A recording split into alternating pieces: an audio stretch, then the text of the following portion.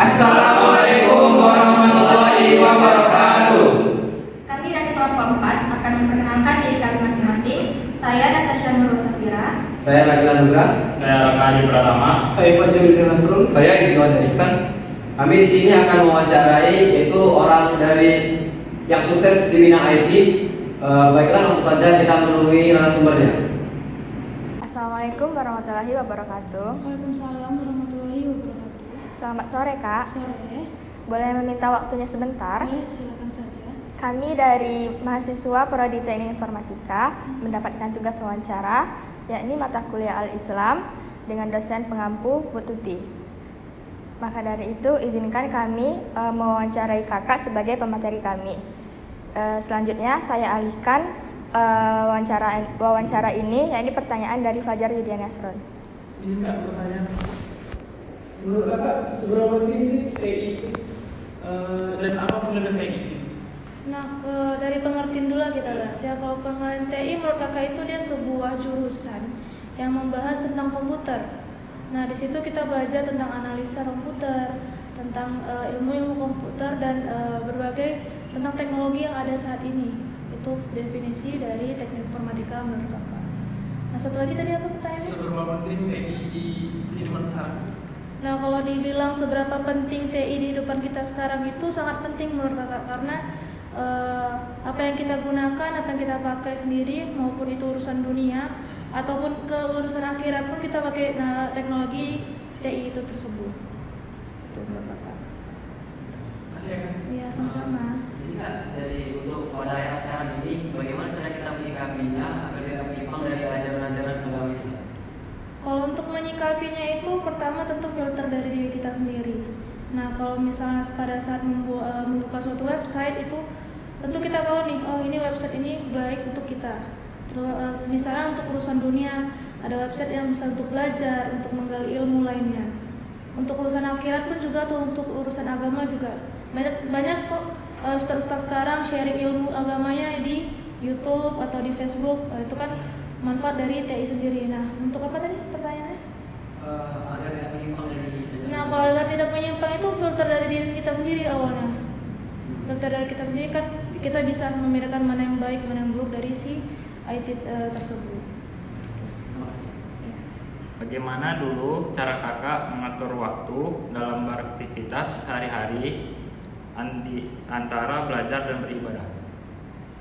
Nah, kalau di pertanyaan seperti itu, cara mengatur waktu antara beribadah dan belajar ya.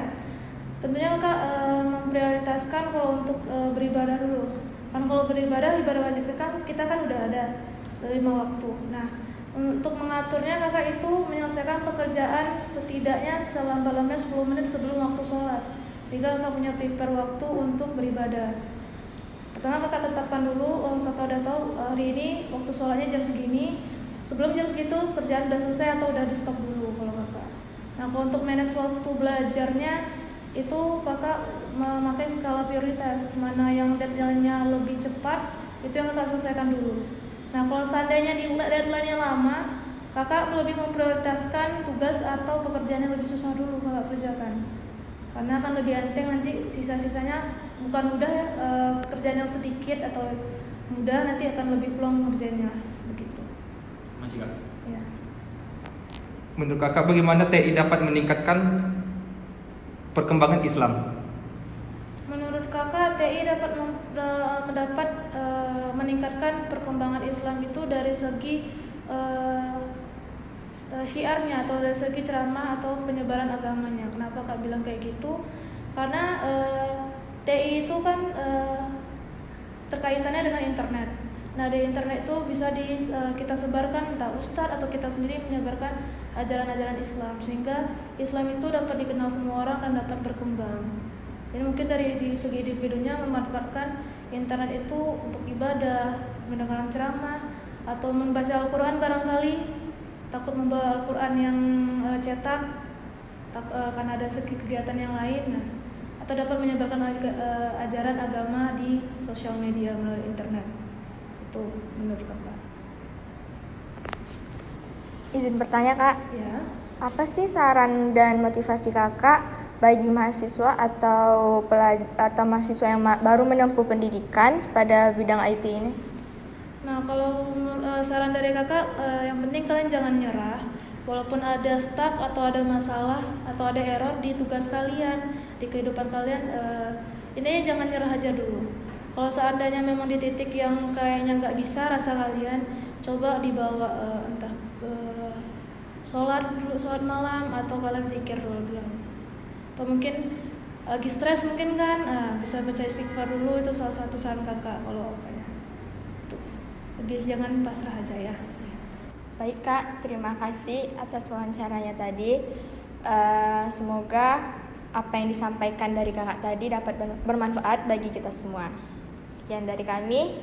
Assalamualaikum warahmatullahi wabarakatuh. Waalaikumsalam warahmatullahi wabarakatuh. Selanjutnya kami akan menarik kesimpulan dari wawancara yang kami lakukan. Kami akan menggali pendapat tentang peran teknik informatika dalam kehidupan saat ini serta seberapa penting bidang tersebut. Kemudian, tentang cara menghadapi dan menyikapi perkembangan teknologi agar tidak melenceng dari ajaran Islam yang seharusnya dipegang teguh. Selanjutnya, bagaimana mengatur waktu dengan bijak agar tetap berkualitas dalam beraktivitas menuntut ilmu di satu sisi, namun jika tidak melalaikan kewajiban beribadah di sisi lain. Keseimbangan ini dinilai penting agar seseorang tidak terlalu fokus pada satu sisi saja. Potensi teknologi informasi dalam meningkatkan perkembangan dan kemajuan Islam jika dimanfaatkan dengan benar. Selanjutnya, kita dimintakan motivasi agar dapat menempuh pendidikan tersebut dengan baik secara tuntunan agama Islam.